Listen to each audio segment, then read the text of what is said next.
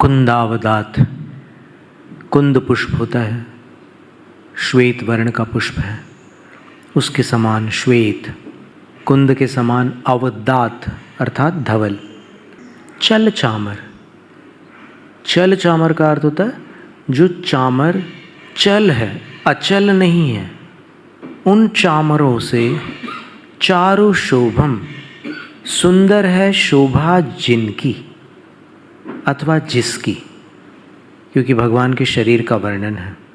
तो श्वेत और चल चामरों से चारु अर्थात सुंदर है शोभा जिसकी, ऐसा तव कलधौत कांतम वपुः, आपका कलधौत अर्थात स्वर्ण जैसा, कांत, कांत का अर्थ है मनोहर।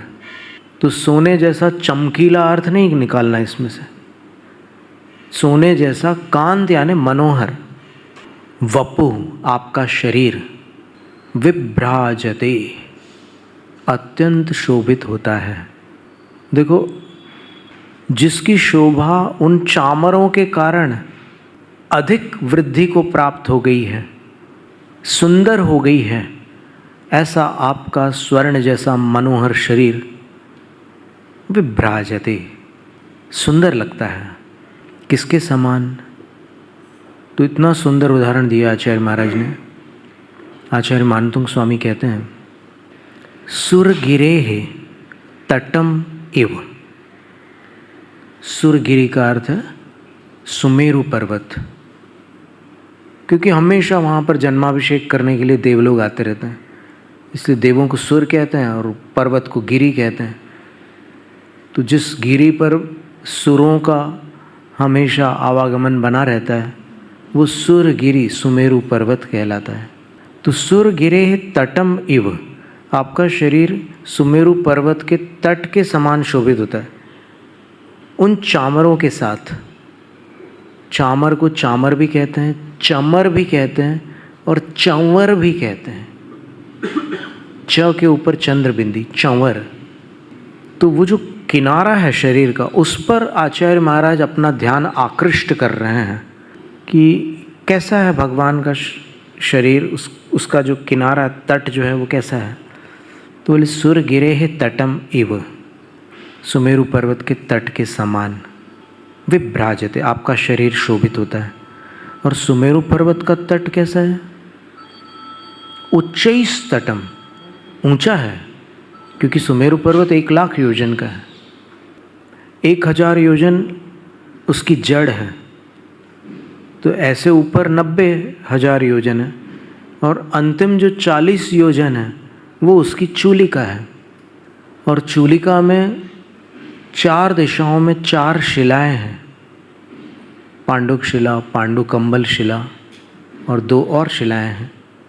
उन पर 4 स्थानों के तीर्थंकरों का जन्माभिषेक होता है। तो यहाँ पर आचार्य कह रहे हैं कि उस समय वो जो जल धाराएं होती हैं, पूरे झरने बह जाते हैं सुमेरु पर्वत पर।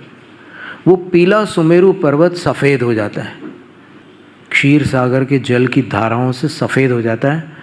और जब वो धाराएं किसी पाषाण खंड आदि से टकराती हैं तो फिर छींटे भी उछलते हैं। कुछ छींटे ऐसे ऊपर की तरफ जाते हैं, धाराएं नीचे की तरफ जाती है। तो आचार्य कह रहे हैं कि उस समय वो पर्वत का जो तट है उसको देखना, बीच में मत देखना। वो पूरा सफ़ेद है हमें मालूम है, लेकिन किनारे को देखना। है तो गोल्डन, सुमेरु पर्वत तो स्वर्णमय ही है। तो किनारे को देखने पर वो जो छींटे उड़ रहे हैं और वो ऐसे उछट करके नीचे आ रहे हैं, वो जो दृश्य है वो अलग ही दृश्य है। बस चंवर के साथ आपको देखकर ऐसा ही लगता है। आचार्य मानतुंग स्वामी आदिनाथ प्रभु से कह रहे हैं कि हे भगवान, आप तो सुमेरु पर्वत जैसे लगते हो, आपके जो तट है यानी ये जो भुजा वाले भाग और बाकी ये सुमेरु के तट के समान लगते हैं।